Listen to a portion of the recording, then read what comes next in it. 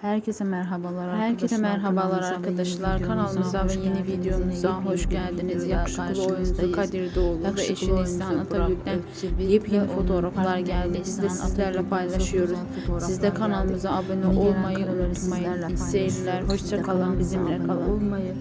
Videomuzu beğenmeyi unutmayın. İyi seyirler. Hoşça kalın. Bizimle kalın.